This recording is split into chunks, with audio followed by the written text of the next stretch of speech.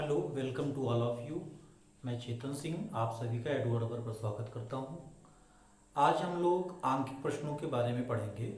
आंकिक प्रश्न किन सूत्रों पर आधारित है जो हम लोग पढ़ चुके हैं। कूलाम का नियम। कूलाम का नियम दो बिंदु आवेशों के बीच लगने वाला आकर्षण या प्रतिकर्षण बल है। F equals to be 1/4πε0 Q1 Q2/r²। किसी बिंदु आवेश के कारण वैद्युत क्षेत्र की तीव्रता, किसी वैद्युत द्विध्रुव के कारण उसके किसी बिंदु पर स्थित वैद्युत क्षेत्र की तीव्रता, इन्हीं पर आधारित आज हम लोग कुछ आंकिक प्रश्नों को हल करेंगे। तो आइए देखते हैं। हमारा पहला प्रश्न है, भुजा ए वाले वर्ग के चारों कोनों ए बी सी डी में से प्रत्येक पर आवेश Q रखा गया है। बिंदु D पर रखे आवेश पर लगने वाला बल ज्ञात कीजिए। क्या है? भुजा ए वाले वर्ग के चारों कोनों, तो एक हम लोग एक वर्ग मान लेते हैं कि ये एक वर्ग है और जिसकी प्रत्येक भुजा की लंबाई a है। चारों कोनों को मान लिया A B C D और इन पर Q आवेश रखा गया है। इस पर आवेश कितना रखा गया है? ये Q आवेश रखा गया। Q हमने मान लिया। प्रत्येक पर आवेश का मान कितना है? Q है। ये Q हो गया। बिंदु D पर रखे आवेश पर लगने वाला बल ज्ञात कीजिए। इस D बिंदु पर लगने वाला जो बल है इसका मान हमें ज्ञात करना है। तो सबसे पहले ये देखते हैं, इस A के कारण D पर लगने वाला बल। तो हम सारा चीज लिख नहीं रहे हैं, आपको यहां बता दे रहे हैं, डायरेक्शन सहित बता दे रहे हैं। कैलकुलेशन आराम के साथ आप निकाल सकते हैं और चित्र में ही डायरेक्शन दिखा दीजिए। तो बिंदु A के कारण D पर लगने वाला बल, इसकी दिशा ये होगी, प्रतिकर्षण बल होगा, इसलिए बाहर की तरफ इसकी दिशा होगी। क्या हम लिखेंगे? D बिंदु पर लगने वाला बल है, इसलिए हम FDA लिखेंगे। A बिंदु के कारण D पर लगने वाला बल FDA। तो ये FDA की आइए हम लोग गणना करते हैं। ये FDA का मान होगा, FDA कितना होगा? 1/4πε0 Q1 Q2, तो यहाँ Q1 भी Q है और Q2 भी Q है, ये दोनों का मान Q है। Q/r², इनके बीच की दूरी AD, ये आपका A है, तो A² हो गया। कितना हो गया? 1/4πε0 Q²/A²। डायरेक्शन आपको दिखाई दिया गया है, फिर लिखने की कोई आवश्यकता नहीं है। पुनः हम देखते हैं, बिंदु C के कारण D पर लगने वाला बल। तो C के कारण D पर लगने वाला ये भी प्रतिकर्षण बल होगा, इसका डायरेक्शन ये होगा आपका FDC। ये भी मान परिणात्मक मान उतना ही आएगा, दूरी उतनी ही है, आवेश का मान भी उतना है, सिर्फ डायरेक्शन अलग है। तो FDC हम लिखेंगे, FDC equals to be 1/4πε0 Q into Q/A²। यहां भी हम देख सकते हैं Q1 भी Q है, Q2 भी Q है, दोनों के बीच की दूरी A ही है, तो इसका भी मान हमारा कितना आ गया? 1/4πε0 Q²/A²। अब हम देखेंगे इस बिंदु B के कारण D पर लगने वाला बल। तो BD का मतलब हो गया इस वर्ग का विकर्ण, और इसी डायरेक्शन में लगने वाला ये बल होगा। इस बल का मान चूंकि दूरी ज्यादा है, अपेक्षाकृत इन लोगों से थोड़ा कम होगा, तो हम दिखाएंगे कि FDB से हम इसको डिनोट करेंगे, डायरेक्शन ये होगा। तो BD का पहले कैलकुलेशन कर लेते हैं। देखिए, इस समकोण त्रिभुज में ये भी A है, ये भी A है, तो हम लिख सकते हैं BD² बराबर A² प्लस A², ये हो गया हमारा 2A²। तो हम BD की जगह पे क्या लिख सकते हैं? BD बराबर हो गया हमारा √2A। तो ये जो दूरी हो गई हमारी, ये हो गई √2A। और बिंदु D पर B के कारण लगने वाला बल कितना हो गया एफ डी बी।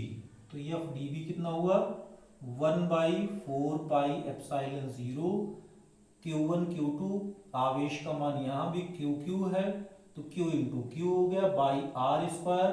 तो R का मान आपका है √2a, यहाँ है B से D के बीच की दूरी, तो इसका वर्ग हो गया कितना हुआ 1/4πε0 Q²/2a²। अब देखिए बिंदु D पर इन तीनों बलों का परिणामी क्या होगा। अब देखिए चूंकि ये विकर्ण है, विकर्ण कर्ण का जो वर्ग का जो है इन भुजाओं के साथ 45 अंश का कोण बनाएगा, इसलिए ये कोण जो होंगे वो कितने कितने अंश के होंगे 45 अंश के हुए, ये भी 45 अंश का होगा। इसका इस डायरेक्शन में और इसका इस डायरेक्शन में जो मान होगा वो इनके cos थीटा या cos 45 अंश के बराबर होगा।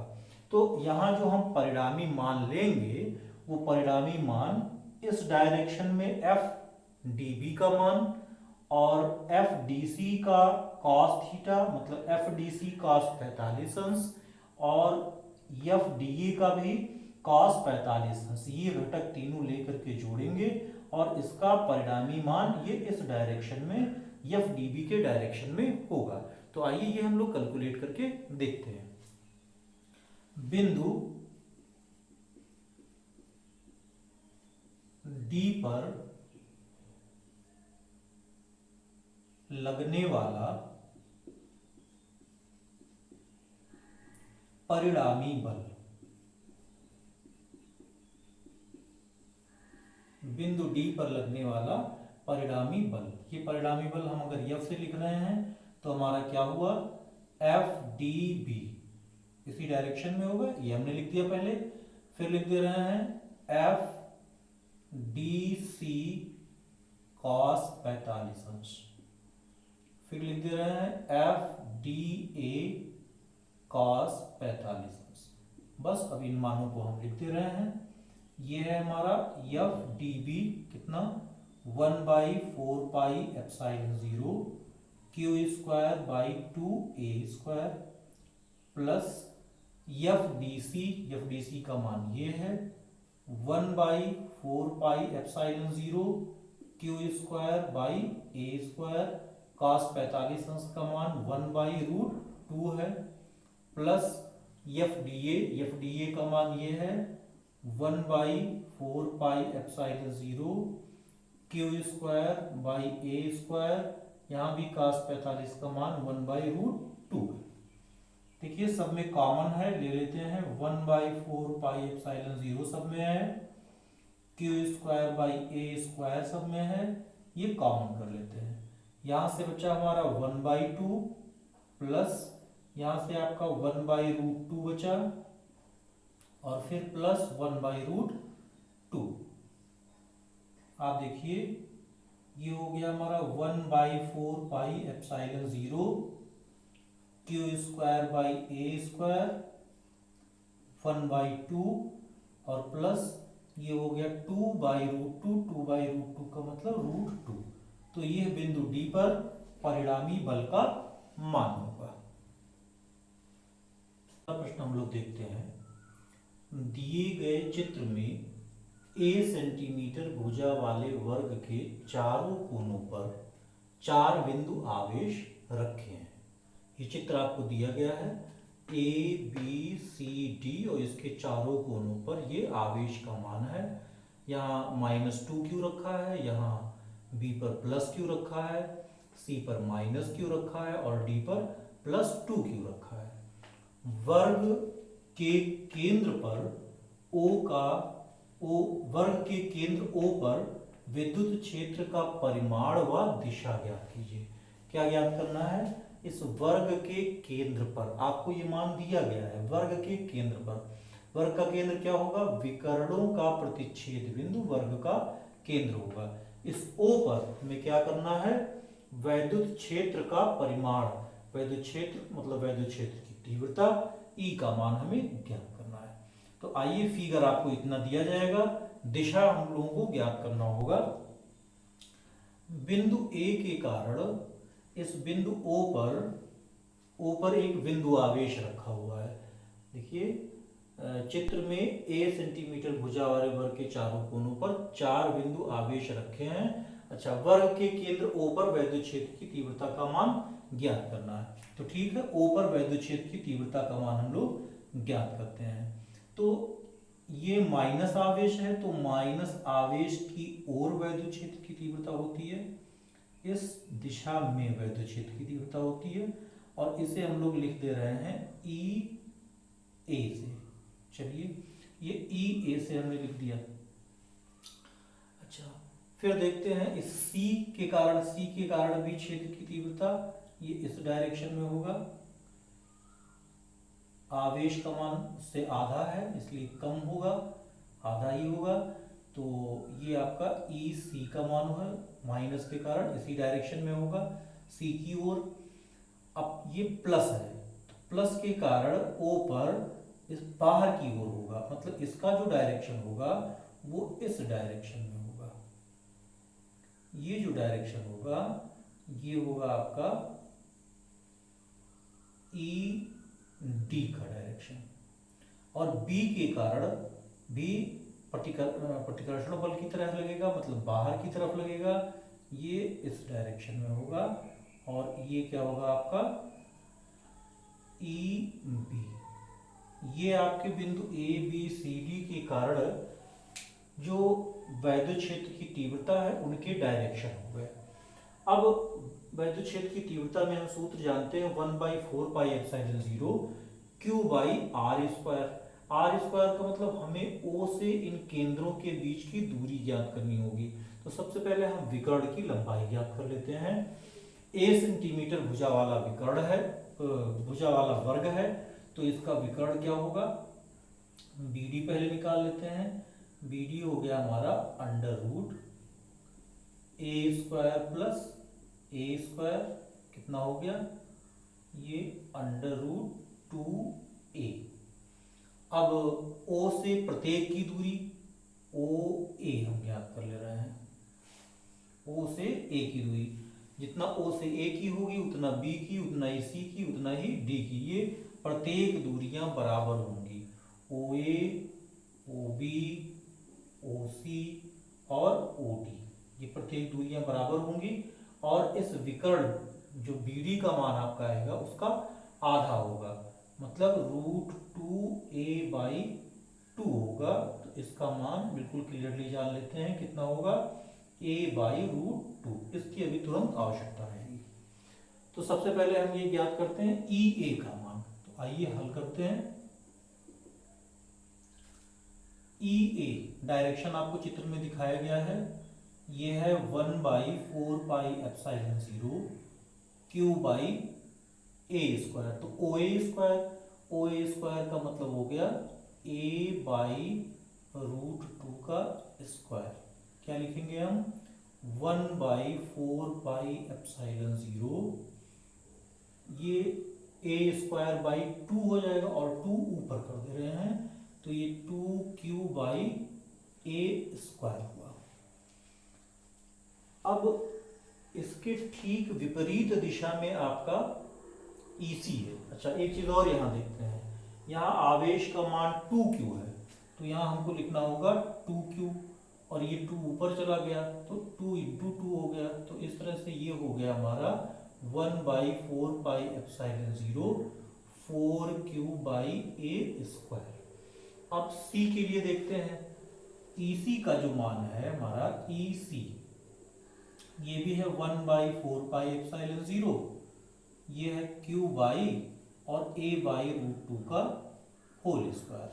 यहाँ Q ही आवेश का मान है, डायरेक्शन इसका विपरीत है, तो हम ये लिखेंगे 1/4πε0, ये √2 का वर्ग 2, ये ऊपर चला गया तो हम लिख देंगे 2Q/a²। दोनों की दिशाएं विपरीत हैं, दोनों की दिशाएं विपरीत हैं, ये मान ज्यादा है, इसमें से हम इसको घटा देंगे और परिणामी मान वो EA के डायरेक्शन में होगा। तो परिणामी मान हम EA के डायरेक्शन में लिख रहे हैं, और ऐसे हम दिखा भी यहाँ दे रहे हैं, सपोज कर ले रहे हैं ये E1 है, तो E1 हमारा कितना होगा, E1 का जो मान होगा वो EA माइनस EC होगा। EA में से इस EA में से इस EC को घटा देंगे और EA इसी डायरेक्शन में हमारा मान मिलेगा। तो EA में से EC घटा दे रहे हैं, चलिए इस वैल्यू में से इसको घटा दें, कितना आ जाएगा हमारा 1/4πε0 और यहाँ 4q माइनस 2q हो जाएगा, सीधे भी हम लिख सकते हैं 2q/a²। अच्छा, अब देखते हैं इन मानों को। सबसे पहले ज्ञात करते हैं ED ज्ञात करते हैं, फिर EB ज्ञात करते हैं। इनके भी मान उतने ही आएंगे। जैसे देखिए ED हमारा क्या होगा, ED बराबर होगा 1/4πε0। ED इसके कारण है तो 2q लिखेंगे 2q और बाई r² तो a/√2 का होल स्क्वायर। कितना हो गया ये 1/4πε0 2 और ये √2 का वर्ग 2 हो गया, बिल्कुल पहले की ही तरह। तो 2q/a² हो गया, ये वैल्यू भी हमारी आई 1/4πε0 4q/a²। और हमारा जो EB का मान आएगा ये भी EC के ही बराबर आएगा, ये भी आ गया हमारा 1/4πε0 q/a/√2 का वर्ग। कितना हो गया 1/4πε0 और 2q/a²। अब यहां भी आइए देखते हैं, EB का डायरेक्शन इधर और ED का डायरेक्शन इधर, जबकि D बिंदु यहाँ है, इसके कारण जो लगने वाला वैद्युत क्षेत्र की तीव्रता है उसका डायरेक्शन ये, और ये मान ज्यादा होगा तो ED में से EB को घटा देते हैं और इसके परिणामी मान को यहां लिख देते हैं E2। ये E2 से हम लिख दे रहे हैं। तो E2 हमारा कितना हो जाएगा, E2 बराबर हो गया ED minus EB, ED minus EB। तो घटाएंगे आपको मान फिर वही मिलेगा 1/4πε0, जितना यहां घटाने पर आपको मिला है 4q माइनस 2q, तो हो गया हमारा 2q/a²। अब ये देखते हैं आपका E1 और E2 यहाँ दोनों बराबर है ना। यहाँ अगर हम देखें समीकरण, अगर मान लें कि इसे समीकरण 1 ले लिया, इसे समीकरण 2 ले लिया, तो समीकरण 1 और 2 का मान ये बराबर है। इनका जो परिणामी आएगा वो क्या होगा, इनको इस तरह से जो मिलाने वाली रेखा होगी समांतर चतुर्भुज के नियम के अनुसार, इसका परिणामी ये E होगा। क्योंकि ये सब एक दूसरे से E1 और E2 90 अंश का कोण बना रहे हैं, इनके बीच का कोण 45 अंश होगा। ये नियम के अनुसार हम जान सकते हैं वर्ग के। तो यहां हम परिणामी ज्ञात कर ले रहे हैं पहले E का मान। तो E जो है बिंदु O पर परिणामी वैद्युत क्षेत्र की तीव्रता, लिख देते हैं बिंदु O पर परिणामी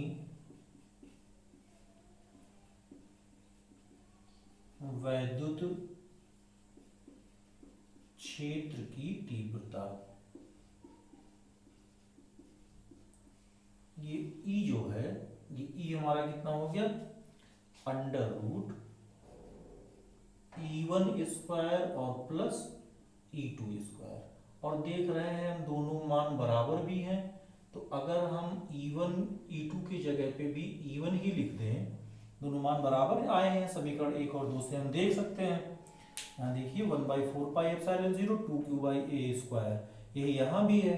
तो हम इसको लिख सकते हैं E1² plus E1² plus E1²। क्या हो गया √2E1², कितना हो गया √2E1। तो परिणामी मान हमें क्या मिल जाएगा, परिणामी हमें जो E का मान आया वो कितना हो गया √2, और E1 का मतलब हो गया 1/4πε0, क्या है 2q/a², 2q/a²। By A square, चाहे तो आप इसको ऐसे लिख दें कि 1/4 pi epsilon 0 2√2 Q by A square. और रहा डायरेक्शन का सवाल, परिमाण का मान ये हो गया, ई का परिमाण हो गया ये, और दिशा, आपको दिशा ज्ञात करना है। तो अगर इनके बीच का ये कोण हम थीटा ले लेते हैं, अगर ये कोण थीटा है, इधर का भी कोण थीटा ही होगा, तो किसी भी एक के साथ हम ले लेते हैं। तो दिशा के लिए हम tan थीटा लगा दें, तो tan थीटा बराबर हो गया हमारा E1/E2, और E1 E2 हमारा दोनों बराबर है, ये 1 है, तो थीटा का मान कितना आ जाएगा, थीटा बराबर हमारा हो गया 45 अंश। मतलब जो E1 का मान होगा, इससे E का मान 45 अंश, या E2 से भी वो 45 अंश का होगा। तो आवेश प्लस E 4E तथा प्लस E परस्पर a दूरी पर स्थिर हैं। एक तीसरे बिंदु आवेश Q को दोनों आवेशों को मिलाने वाली रेखा पर कहाँ रखें कि वह संतुलन में हो। किस दशा में यह संतुलन अस्थायी होगा तथा किस में अस्थायी। देखिए सवाल ये कह रहा है कि दो बिंदु आवेश, एक बिंदु आवेश है आपका +4e और एक बिंदु आवेश है आपका +e। ये +e हमने ले लिया, ये +4e, परस्पर a दूरी पर स्थिर है। इनके बीच की जो दूरी है, कितना हो गया इनके बीच की दूरी, ये a है। मान लेते हैं कि ये इनके बीच की दूरी हो गई, ये इनके बीच की दूरी हो गई a। एक तीसरे बिंदु आवेश Q को दोनों आवेशों को मिलाने वाली रेखा पर कहाँ रखा जाए। दोनों आवेशों को मिलाने वाली रेखा ये है। मान लेते हैं कि एक यहाँ कोई भी बिंदु, इस पर हम Q आवेश को रखते हैं, +4e से मान लेते हैं कि x दूरी पर रखते हैं, +4e से x दूरी पर ये Q आवेश को रखते हैं। तो जाहिर है कि ये दूरी जो हो जाएगी, कितनी हो जाएगी, a - x। ये दूरी हो गई हमारी a - x। अब इस तरह से रखना है कि वह संतुलन में हो। तो संतुलन में कैसे होगा, अब देखिए मान लेते हैं कि ये जो बिंदु आवेश हमने Q लिया है, ये पॉजिटिव लिया है। कैसा लिया, पॉजिटिव लिया।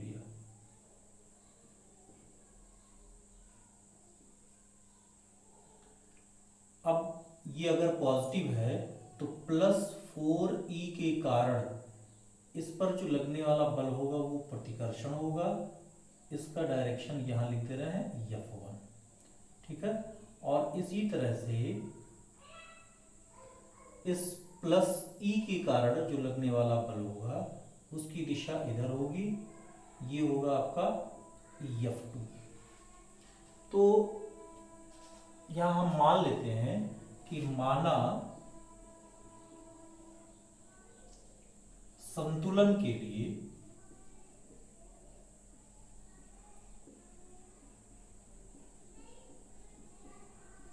Q को भी हम +Q ले रहे हैं, +Q को +4e से x दूरी पर रखते हैं। अब अस्थाई संतुलन में F1 और F2 का मान क्या होना चाहिए, बराबर होना चाहिए। तो संतुलन के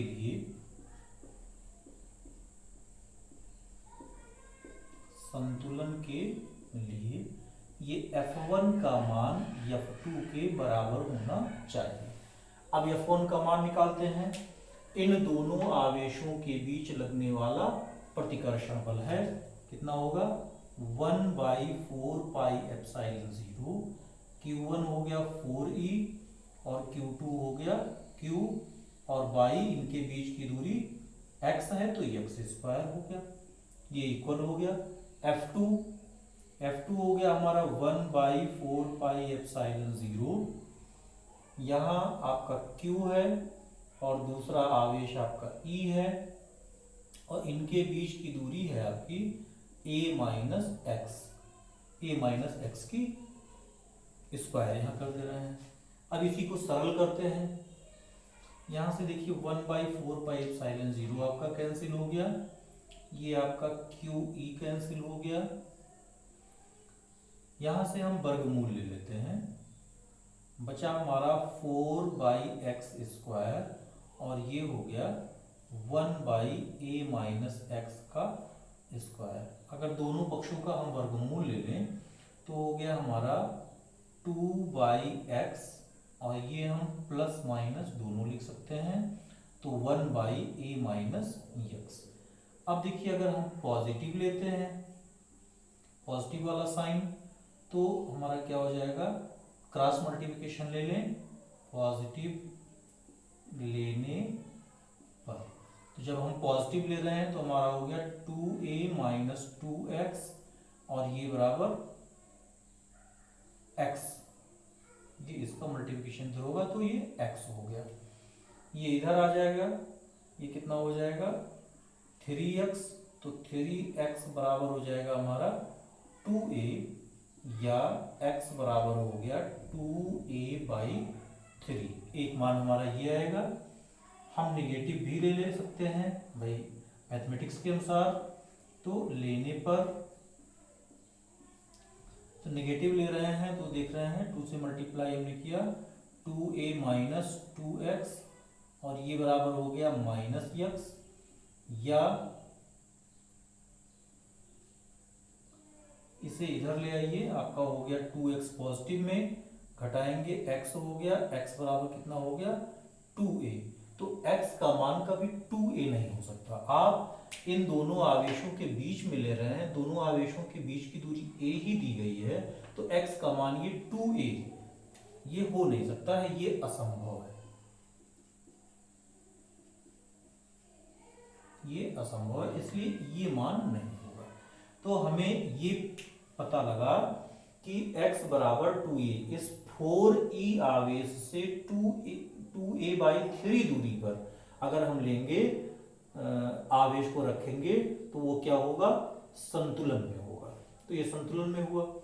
अब सवाल ये है कि किस दशा में यह संतुलन अस्थायी होगा तथा किस दशा में अस्थायी होगा। किस दशा में संतुलन अस्थायी और अस्थायी, अस्थायी और अस्थायी समझते हैं। देखिए जब ये पॉजिटिव है तो अब मान लेते हैं कि अगर हम इसको थोड़ा सा डिस्प्लेस्ड करें, तो जब थोड़ा सा डिस्प्लेस्ड करेंगे तो F1 का मान बढ़ेगा। अब देखिए जब थोड़ा सा इस दिशा में आप डिस्प्लेस्ड करेंगे तो F1 का मान बढ़ा। अब देखिए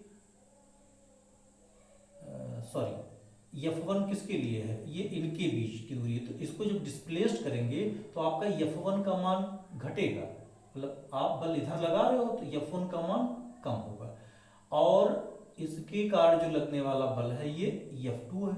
तो जब इनके बीच की दूरी कम हो जाएगी तो दूरी कम होने पर F2 का मान बढ़ जाएगा। तो इस तरह से जब हम आवेश को धनात्मक लेते हैं, आवेश को जब धनात्मक ले रहे हैं तो क्या हो रहा है कि अगर हम दाईं ओर विस्थापित कर रहे हैं तो दाईं ओर विस्थापित करने पर F2 माइनस F1 ये जो बल है ये इसे बाईं ओर ले जाता है। हम दाईं ओर अगर इसको डिस्प्लेस्ड कर रहे हैं तो ये जो परिणामी बल है ये इसको बाईं ओर ले जाता है। इसका मतलब प्लस क्यू लेने पर संतुलन क्या होगा, संतुलन ये अस्थाई होगा। अस्थाई संतुलन का मतलब अगर थोड़ा सा डिस्प्लेस्ड कर दिया जाए तो वो डिसबैलेंस ना हो, पुनः अपनी पूर्वावस्था में आ जाए, वो अस्थाई संतुलन है। तो थोड़ा सा हमने दाएं तरफ इसको डिस्प्लेस्ड करने की कोशिश की, जो परिणामी बल हमारा F2 माइनस F1 होगा ये इसे पुनः बाईं ओर ले आता है। इसका मतलब हुआ कि प्लस क्यू के कारण जो संतुलन होगा वो अस्थाई संतुलन होगा। अब देखिए कब किस दशा में संतुलन अस्थाई होगा, तो हम जब माइनस क्यू लेंगे। अब इसका भी हम फिगर आपका बना के बता दे रहे हैं। ये देखिए आपका हो गया +4e, ये इसको मिलाने वाली रेखा हो गई, और ये आपका हो गया +e, और यहाँ जब हम बिंदु आवेश -q लेंगे तो -q के सेम सब कुछ वही चीज है। यहाँ से x दूरी पर ही हमने लिया, ये आपका हो जाएगा a - x, दोनों के बीच की दूरी है a,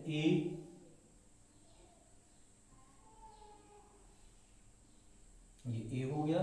सिर्फ हमने माइनस लिया, माइनस लेने से हुआ क्या, देखिए इनके बीच जो लगने वाला, इस बल को हमने F1 से व्यक्त किया था, तो इनके बीच जो लगने वाला बल होगा वो आकर्षण होगा, तो इसके तरफ ही होगा, ये इस डायरेक्शन में होगा, ये हमारा F1 होगा। और इस बल को हमने F2 लिखा था, तो इसका डायरेक्शन हो गया इधर, F2 हो गया। F1 और F2 अब अपने प्रतिकर्षण बल में ना होकर के क्या हो गए, आकर्षण बल में। यहाँ बल प्रतिकर्षण लग रहा था, यहाँ बल क्या हो गया, आकर्षण लग रहा है। तो इसे हम पूरा डिटेल समझ लेते हैं। अब -q जब हमने आवेश लिया, तो -q के कारण क्या हो रहा है, अगर हम इस आवेश को थोड़ा सा दाईं ओर, जैसे पहले हमने किया था, डिस्प्लेस्ड करते हैं, तो जब दाईं ओर डिस्प्लेस्ड करेंगे तो इनके बीच की दूरी घट गई, तो बल और ज्यादा हो गया, बल का मान क्या हो गया, और ज्यादा हो गया। तो इसका मतलब हुआ कि यहाँ जो F2 - F1 है वो क्या हो गया, और ज्यादा ही हो गया, दाईं तरफ और बढ़ गया। तो दाईं तरफ और बढ़ने के कारण वो संतुलन क्या होगा, अस्थाई संतुलन होगा, अस्थाई संतुलन।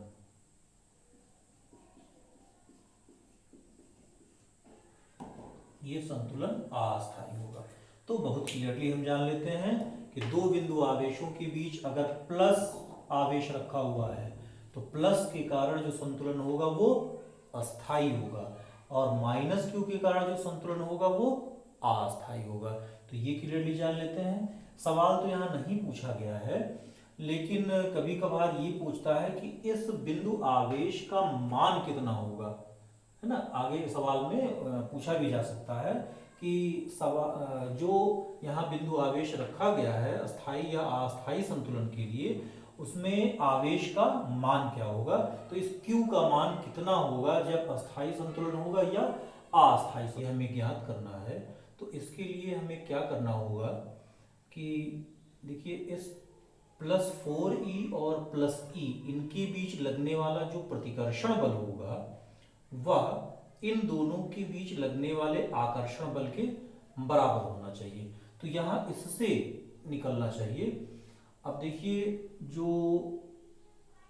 प्रतिकर्षण बल का मान होगा वो होगा हमारा 1/4 pi epsilon 0 4e × e by a square.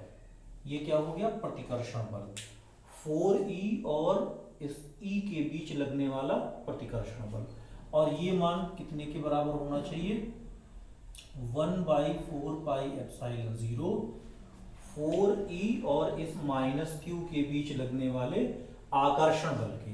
तो 4e और इंटू q और बाई इनके बीच की दूरी क्या है, x स्क्वायर।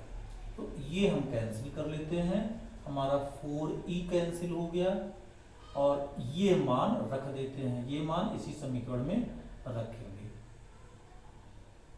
चलिए यही लिख लेते हैं, हमारा हो गया e बाई a स्क्वायर, ये बराबर हो गया q बाई x स्क्वायर की जगह पे हो गया हमारा 2a/3 का होल स्क्वायर।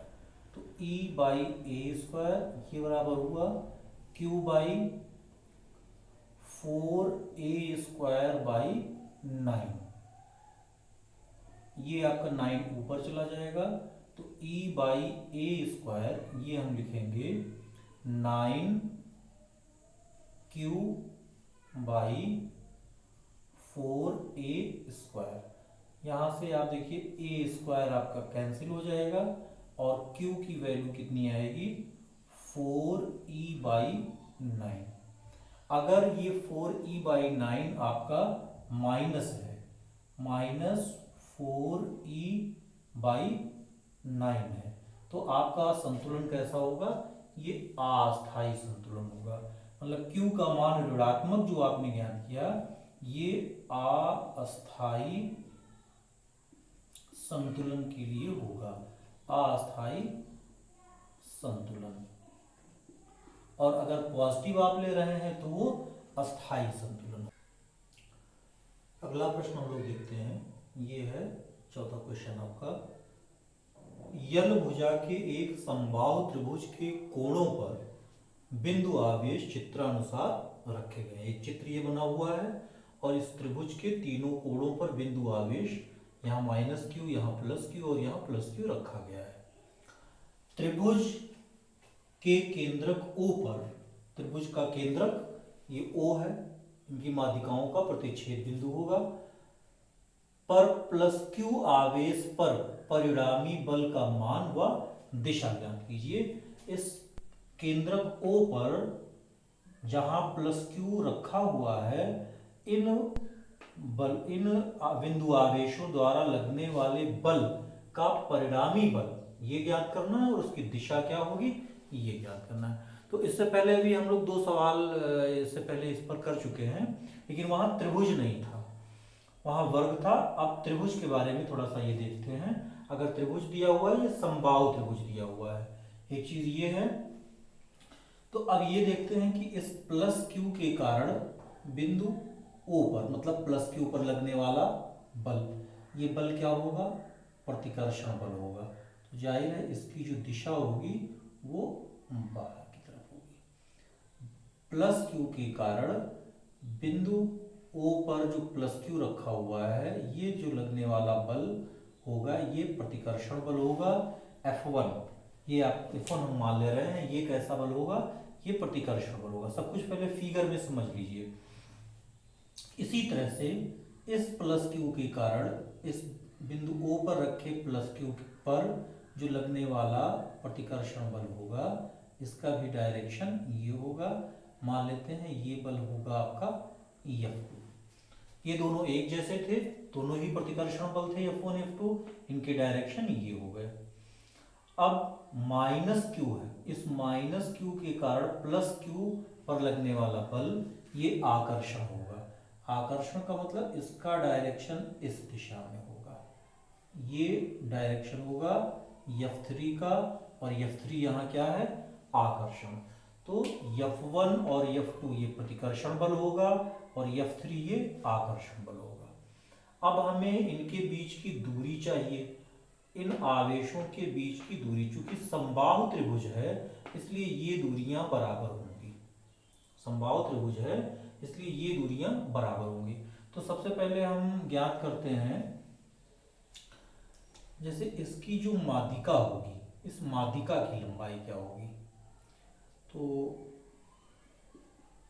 माध्यिका आपका हो गया √, अगर हम ये त्रिभुज ले लेते हैं तो आप देखिए ये L है तो L² हो गया, माइनस ये आपकी दूरी होगी L/2, तो L/2 का स्क्वायर हो गया, और इसका √ कर देंगे, ये माध्यिका का मान आ जाएगा।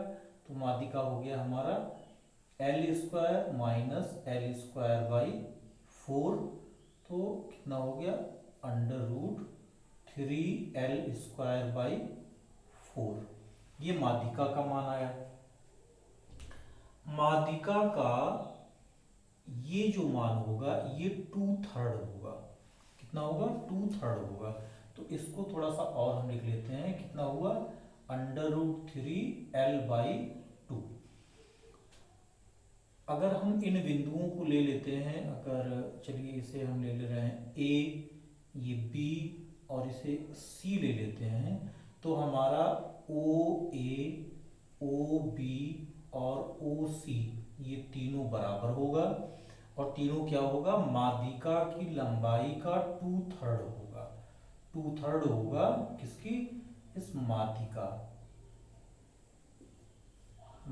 की लंबाई का। ये थोड़ा मैथमेटिकल है, क्लियर जानना पड़ेगा। तो 2/3 हो गया, और माध्यिका की लंबाई हमारी कितनी आ गई, √3 और L/2। तो इस 2 से इस 2 को हम कैंसिल कर दे रहे हैं, और ये कितना हो गया, L/ इस √3 से एक √3 यहाँ कैंसिल हो गया, और एक √3 आपका बच गया। तो इसी लंबाई की हमको आवश्यकता होगी। ये आपका OA, OB और OC होगा। अब हम लोग सूत्र पर आते हैं। तो F1 का मान हम सीधे निकाल लेते हैं। सब कुछ हम लोगों ने फिगर में हल करके देख लिया। F1 किसके कारण कौन सा बल है, प्रतिकर्षण है, आकर्षण है, सब हम जान रहे हैं। तो F1 बराबर हम सीधे लिख रहे हैं कूलाम के नियम के अनुसार 1/4πε0 Q/OA², मतलब आपका हो गया L²/3। यहाँ हमने सम्मान लिख ही दिया है, तो L²/3 हो गया। इसे हम लिख दें 1/4πε0 3Q/L², F1 का मान हुआ। इसी तरह से हम F2 का मान निकालते हैं। F2 का भी परिणात्मक मान उतना ही होगा, क्योंकि मान वही है। तो 1/4πε0 Q, ये Q/L²/3 हुआ। ये भी आपका हुआ 1/4πε0, ये 3Q/L²। और यही नहीं, ये F3 का भी परिणात्मक मान उतना ही आएगा। तो F3 का भी मान देख लेते हैं। ये F3 जो है ये होगा हमारा 1/4πε0। भले -Q है, -Q के कारण सिर्फ प्रकृति इसका आकर्षण हो जाएगा, तो लेकिन हम न्यूमेरिकल वैल्यू में इसका मान वही रखेंगे। तो Q × Q/L²/3, ये हो गया 1/4πε0 3Q/L²। तो ये आप F1, F2, F3 ऐसे लिख लीजिए। अब हम सबसे पहले F2 और F1 इसकी बात करते हैं। इस F1 और F2 इनके बीच का कोण क्या होगा। अब आप देखिए इनके बीच का कोण क्या होगा।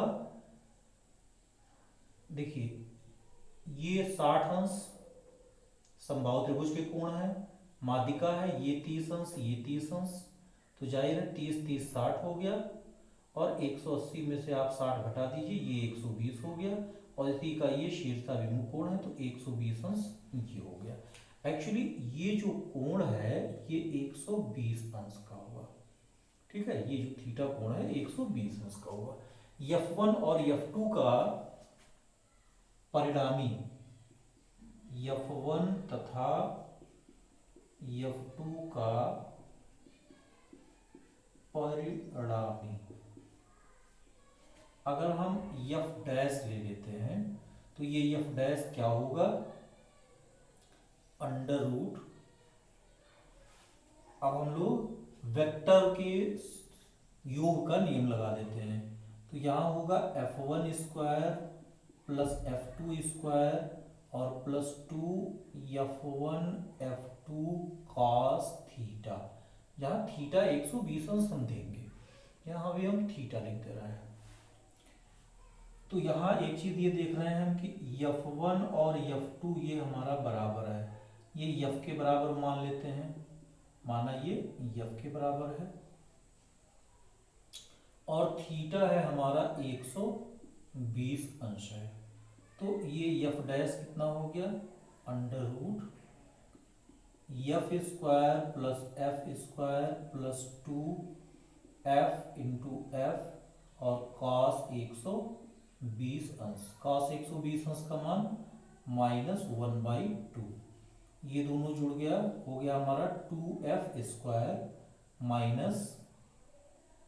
- 2F² और -1/2 है, ये लिख दिया। इससे ये कैंसिल हो गया।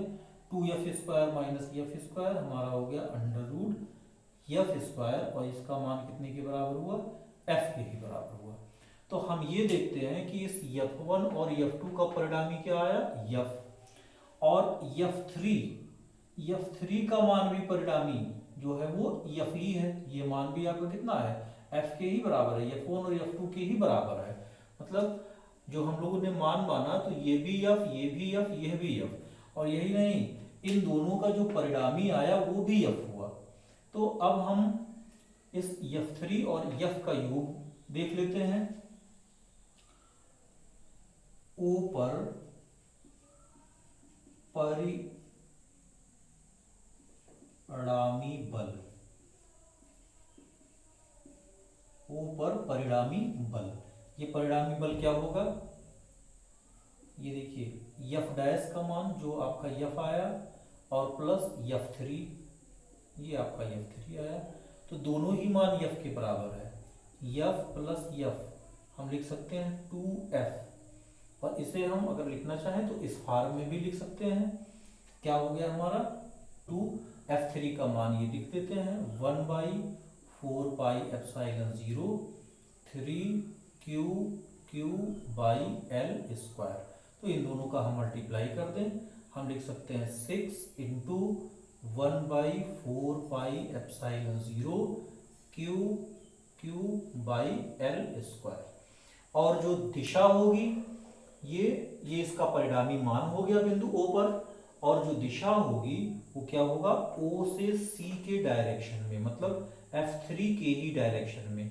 F1 और F2 का परिणामी भी F3 के डायरेक्शन में आया, और वो F3 के बराबर भी था, F और F ये 2F हो गया, और इसका डायरेक्शन ये O से C के डायरेक्शन। दो समान आवेशों Q तथा Q को जोड़ने वाली रेखा के मध्य बिंदु पर एक आवेश कैपिटल Q रख दिया जाता है।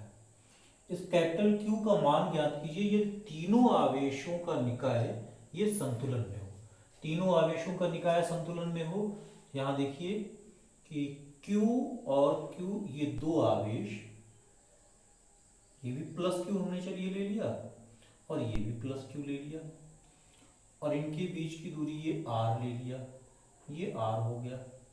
मान लेते हैं ये A बिंदु है, ये B बिंदु है। इनके मध्य बिंदु पर एक आवेश, तो मध्य बिंदु का मतलब ये हो गया C बिंदु ले लेते हैं। ये दूरी हमारी क्या हो गई R/2, और ये दूरी हो गई हमारी R/2। मध्य बिंदु पर ये कैपिटल Q एक आवेश रख दिया जाता है। Q का मान ज्ञात कीजिए। ये तीनों आवेशों का निकाय ये संतुलन में हो, तो Q का मान ज्ञात करने के लिए संतुलन में आइए देखते हैं। संतुलन, यहाँ तीनों आवेशों का निकाय संतुलन में हो, तो तीनों आवेशों के निकाय के संतुलन के लिए तीनों आवेशों के निकाय के संतुलन के लिए,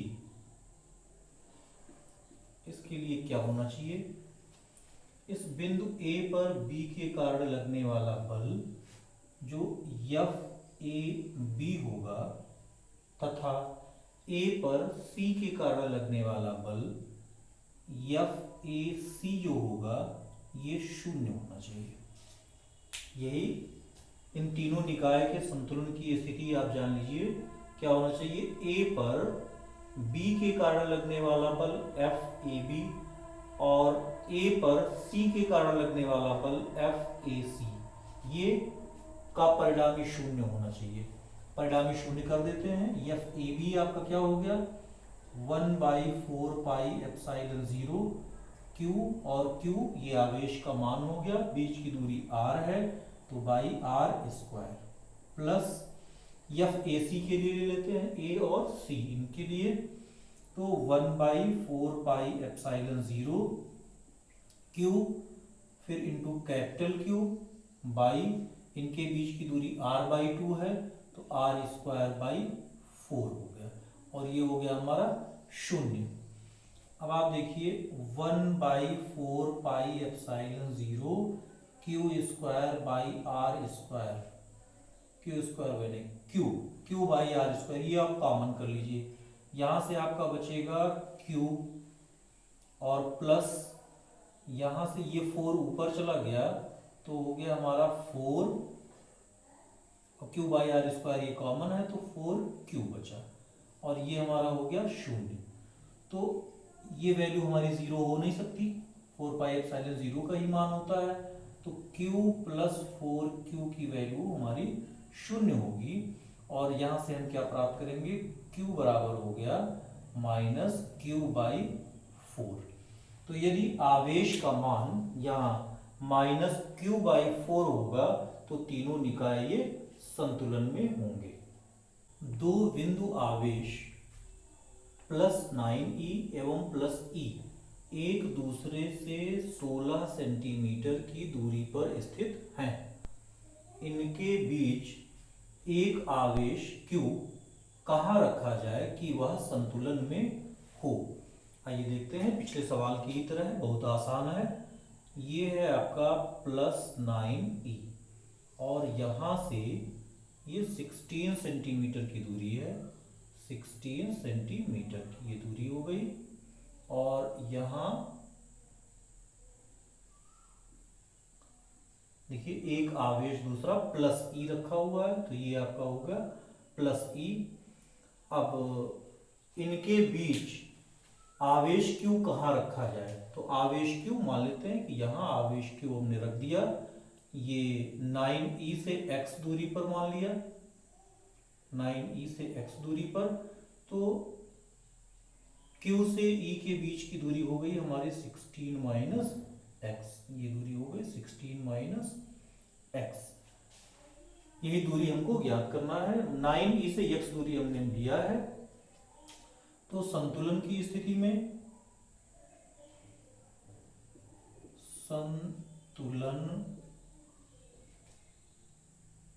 में 9e तथा q के बीच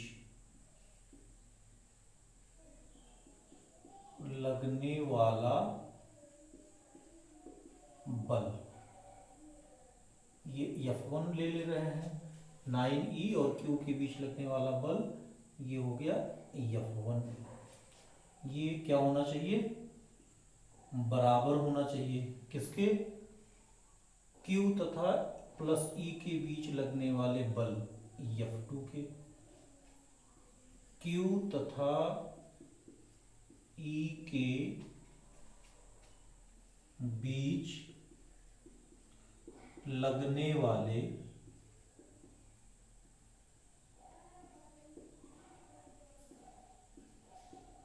बल ये F2 मान लिया। मतलब ये होगा कि हमें F1 और F2 का मान बराबर करना है। अब F1 का मान क्या हो गया, 1/4 pi epsilon 0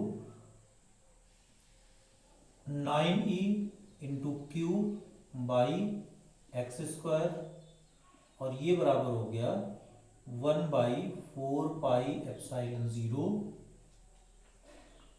Q into E by 16 minus x का स्क्वायर। 1/4 पाई एप्सिलॉन 0 कैंसिल हो गया, क्यू ई ये क्यू ई से कैंसिल हो गया, बाकी का वर्गमूल ले लेते हैं तो 3/x स्क्वायर हो गया, ये हो गया प्लस माइनस और 1 ये हो गया 16 माइनस x। ये बहुत सरल सा तरीका बन जाता है। हम पॉजिटिव वैल्यू ले लेते हैं, पॉजिटिव लेने पर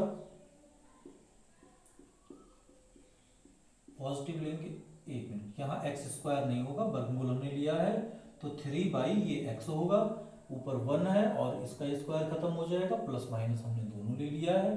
तो पॉजिटिव लेने पर क्रॉस मल्टीप्लिकेशन कर देते हैं, 16 तियां 48 हो गया माइनस 3x और ये बराबर हो गया x, इसको इधर कर देते हैं, हमारा हो गया 4x और 4x ये इक्वल हो गया 48 और x बराबर कितना हो गया हमारा 48/4 तो 12 सेंटीमीटर। तो 9e से 12 सेंटीमीटर की दूरी पर हमें क्या होगा, Q को रखने पर संतुलन प्राप्त होगा। अगला 7वां सवाल हम लोग देखते हैं। दो बिंदु आवेश +5 × 10⁻⁻19 कूलम व +10 × 10⁻⁻19 कूलम 1 मीटर की दूरी पर पृथकतः स्थित हैं। दोनों आवेशों को जोड़ने वाली रेखा के किस बिंदु पर वैद्युत क्षेत्र की तीव्रता 0 होगी। ये वैद्युत क्षेत्र की तीव्रता पर आधारित सवाल है। देखते हैं कि दो आवेश हैं। एक आवेश ये है आपका +5 × 10⁻⁻19 कूलम और 1 मीटर की दूरी पर, ये 1 मीटर की दूरी पर एक दूसरा आवेश है। ये है, ये भी पॉजिटिव ही है, +10 × 10⁻⁻19 कूलम पृथकता स्थित हैं। इन दोनों आवेशों को जोड़ने वाली रेखा के किस बिंदु पर, तो मान लेते हैं कि पहले आवेश से x दूरी पर ये बिंदु O हम ले रहे हैं और यहां ये दूरी हमारी x है, तो ये दूरी हमारी क्या हो गई 1 - x। यहां हमारी वैद्युत क्षेत्र की तीव्रता जो है ये 0 होगी। तो +5 × 10⁻⁻19 कूलम आवेश के कारण वैद्युत क्षेत्र की तीव्रता का डायरेक्शन ये होगा। ये E1 हमने ले लिया। पहले आवेश के कारण जो वैद्युत क्षेत्र की तीव्रता है वो E1, इसका डायरेक्शन ये ले लिया। और इस दूसरे आवेश के कारण जो +10 × 10⁻⁻19 कूलम है, इसके कारण वैद्युत क्षेत्र की तीव्रता ये हमने ले लिया इस डायरेक्शन में और ये हो गया E2। तो ये क्षेत्र की तीव्रता 0 होनी चाहिए, तो 0 होने की स्थिति क्या होगी, दोनों का डायरेक्शन अलग अलग है, तो E1 का मान E2 के बराबर हो जाए। तो जिस बिंदु पर दोनों का मान बराबर होगा वहां 0 होगा। तो हम ये लिख दे रहे हैं कि माना पहले आवेश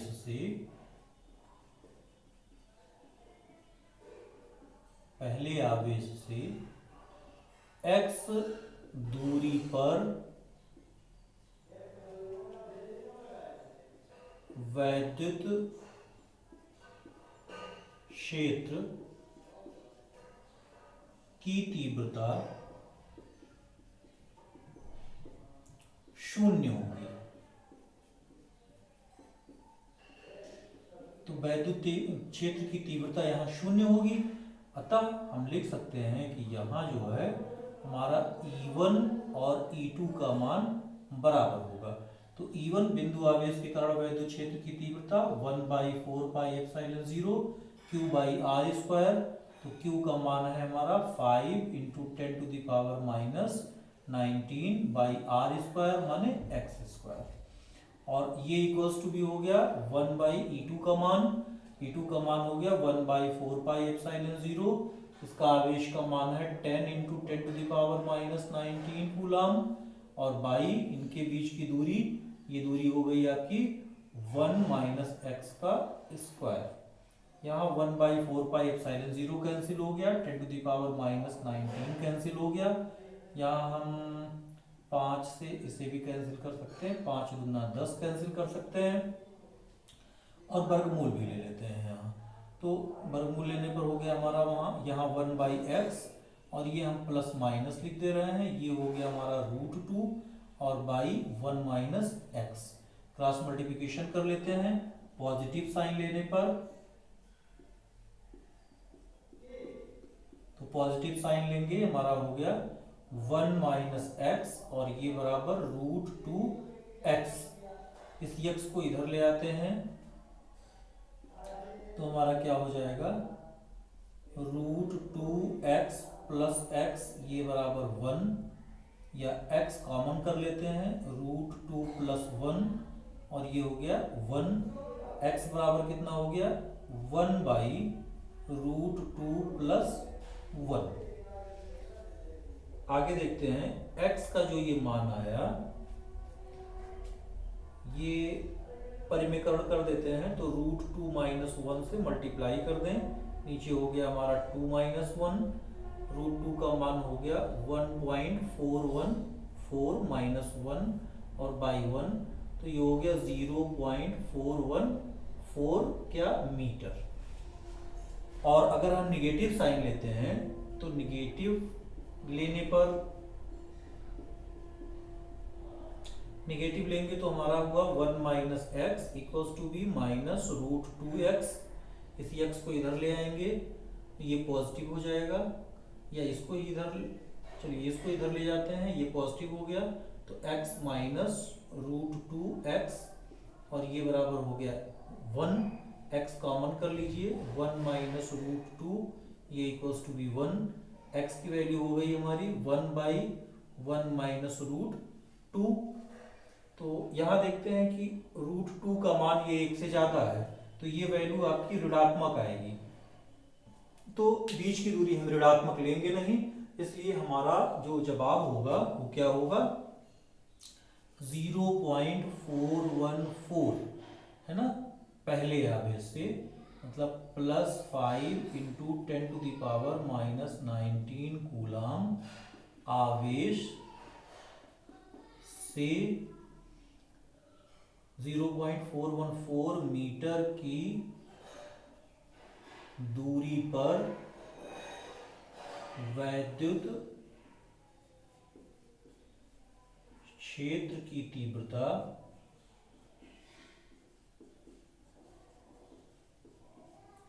शून्य होगी,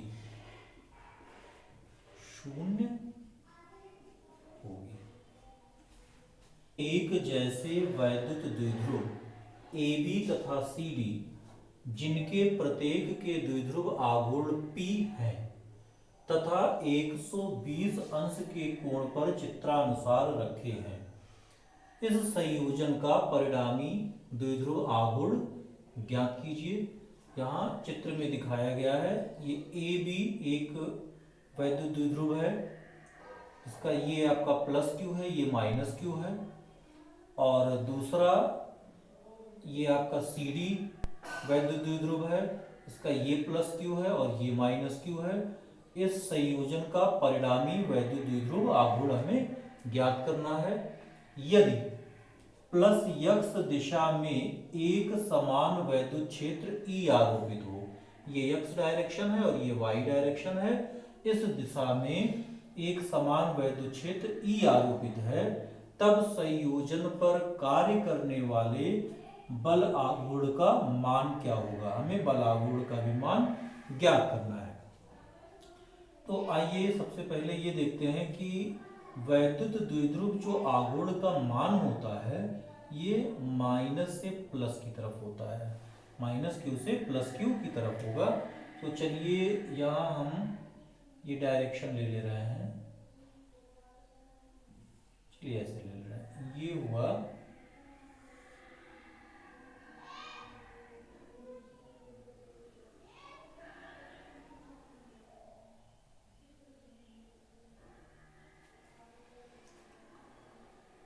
ये मूल बिंदु O ले रहे हैं, माइनस से प्लस के डायरेक्शन में, मतलब इस डायरेक्शन में आपका वैद्युत द्विध्रुव आघूर्ण ये P है, ये P का मान हो गया। दूसरा जो है ये भी आपका माइनस से प्लस की तरफ होगा, मतलब इस डायरेक्शन में, इसका डायरेक्शन क्या हो गया, ये इस डायरेक्शन में हुआ कितना, ये भी वेक्टर आपका P हुआ माइनस से प्लस की तरफ, इसलिए डायरेक्शन ये दिखाना पड़ा। और इनके बीच की जो दूरी है, सॉरी जो कोण है वो कितना है 120 अंश है, ये जो कोण है वो 120 अंश है, ये 120 अंश इनका कोण हो गया। अब इनका जो परिणामी होगा वो समांतर चतुर्भुज के नियम के अनुसार आप जोड़ दीजिए, ये देखिए ये समांतर चतुर्भुज के नियम के अनुसार आप जोड़िए इसको, तो इसका जो परिणामी आएगा वो ये हो गया, ये आपका परिणामी P हो गया, T डैश मान लेते हैं, इसका परिणामी T डैश हो गया। तो तो दोनों वैद्युत द्विध्रुव आघूर्णों के बीच का कोण 120 अंश है और इसका जो परिणामी होगा ये P है। तो परिणामी द्विध्रुव आघूर्ण ऐसे हम समझ सकते हैं, परिणामी वैद्युत द्विध्रुव आघूर्ण, ये P डैश है। इसका मान इन दोनों द्विध्रुव आघूर्णों के वेक्टर संयोजन से हम निकाल देंगे। सदिश राशि यही है वैद्युत द्विध्रुव आघूर्ण, इसलिए इसका मान क्या होगा, अंडर रूट पी स्क्वायर फिर प्लस पी स्क्वायर और प्लस 2p इंटू कॉस 120 अंश। कौन सा सूत्र हम लोगों ने लगाया, जैसे मान लीजिए परिणामी अगर हम आर वेक्टर में लिखते हैं तो लिखते हैं a square plus b square plus 2ab cos theta. तो यहाँ थीटा का मान 120 अंश है। ए और बी ये दोनों वेक्टर आपके द्विध्रुव आघूर्ण के मान थे, पी थे, बी का मान पी और ए का मान पी, इस तरह से, और परिणामी हमने पी डैश ले लिया। तो इसी सूत्र के अनुसार हम लोगों ने इसको रखा है। इसको हल कर देते हैं, इसकी कोई आवश्यकता नहीं है, समझाने के लिए सिर्फ था। तो यहाँ ये मान कितना होगा, p सब में p स्क्वायर सब में आएगा, p कॉमन कर लिया, ये अंडर रूट यहाँ से 1 आया, फिर प्लस 1 आया, फिर प्लस 2 और cos 120 अंश का -1/2। तो यहाँ से ये वैल्यू कैंसिल हो गई, -1 और ये +1, ये 0 हो गया, खाली 1 बचा। इस तरह से वैद्युत द्विध्रुव आघूर्ण का मान कितना आया, P। तो परिणामी वैद्युत द्विध्रुव आघूर्ण का मान कितना आएगा, ये P आएगा। तो इसका मतलब हुआ कि P डैश का मान उतना ही होगा, जो परिणामी आएगा वो इन दोनों के ही मान के बराबर होगा।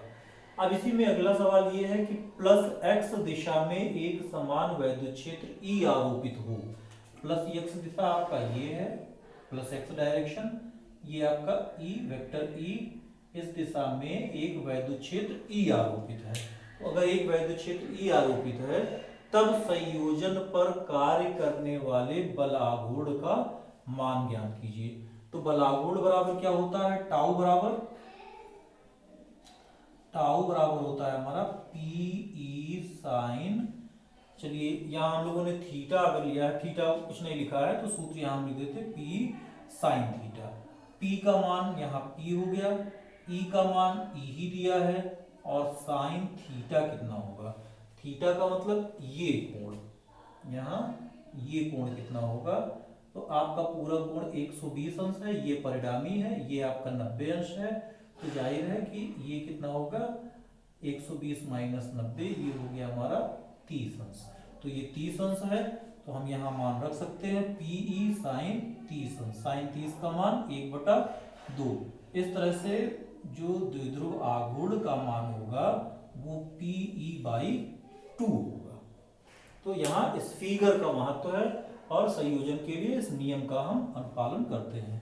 तो इस तरह से परिणामी जो द्विध्रुव आघूर्ण है वो P, और द्विध्रुव आघूर्ण पर कार्य करने वाले बल आघूर्ण का जो मान होगा वो PE/1 × 10⁻⁻6 कूलाम के दो बिंदु आवेश परस्पर 2 सेंटीमीटर की दूरी पर स्थित है। यह वैद्युत द्विध्रुव 1 × 10⁵ न्यूटन प्रति कूलाम के एक समान वैद्युत क्षेत्र में स्थित है। द्विध्रुव की अस्थायी संतुलन की स्थिति में स्थितिज ऊर्जा ज्ञात कीजिए। तो अभी हम लोग वैद्युत द्विध्रुव की स्थितिज ऊर्जा के लिए नहीं पढ़ा है, लेकिन चूंकि वैद्युत द्विध्रुव आघूर्ण यहाँ आ जा रहा है इसलिए ये सवाल यहाँ दे दिया गया, आगे हम लोग इसको पढ़ेंगे। तो वैद्युत द्विध्रुव की स्थितिज ऊर्जा, स्थितिज ऊर्जा के लिए हम लोग सूत्र लिखते हैं U बराबर -PE cos थीटा। थीटा बराबर 0 डिग्री पर संतुलन जो है, संतुलन ये अस्थाई होता है, अस्थाई होता है, जिसे हम कह सकते हैं U0। तो U0 बराबर हमारा कितना हो गया, -PE। अब यहां देखते हैं, माइनस पी की जगह पे हम लिख सकते हैं 2QL, ये सूत्र होता है वैद्युत द्विध्रुव आघूर्ण का, और इनटू वैद्युत क्षेत्र की तीव्रता। तो माइनस, यहां देखते हैं Q आवेश का मान, तो दो बिंदु आवेश परस्पर 2 सेंटीमीटर की दूरी पर हैं, तो आवेश का मान हमारा कितना हो गया, 1 × 10⁻⁻6, ये कूलाम में दिया गया है, कूलाम में हमने लिख दिया। फिर 2L क्या होता है, आवेशों के बीच की दूरी, L नहीं 2L, यही ध्यान देने वाली चीज है। 2L ये 2 सेंटीमीटर है, तो हम लिखेंगे इंटू 2, सेंटीमीटर को मीटर में कन्वर्ट कर देंगे 10⁻²। यहाँ विशेष ध्यान देने की बात है, आप आवेश का मान Q का मान तो आप लिख रहे हैं 1 × 10⁻⁻6 कूलम, ठीक है, और जो 2L का मान है ये आप लिखेंगे 2 सेंटीमीटर, तो 2 सेंटीमीटर का मतलब हो गया 2 × 10⁻², मीटर। ये ध्यान देने की चीज है, तो 2 × 10⁻², ये मीटर हो गया। और E की वैल्यू, या वैद्युत द्विध्रुव 1 × 10⁵ न्यूटन पर कूलाम के एक समान वैद्युत क्षेत्र में स्थित है, तो आपको E का भी मान दिया गया है। E कितना है, 1 × 10⁵ न्यूटन पर कूलाम, न्यूटन पर कूलाम। तो यहां लिख देते हैं 1 × 10⁵। इसको सरल कर लेते हैं, माइनस हो गया, ये हमारा 2 है इंटू 10⁻6 और 2 8, और 8 ये +5 है, कितना हो गया, -3, कितना हो गया, जूल। तो स्थितिज ऊर्जा का मात्रक हमारा जूल है। तो इस तरह से स्थितिज ऊर्जा ऐसी स्थिति में स्थायी संतुलन में होगा, और -2 × 10⁻³ जूल होगा।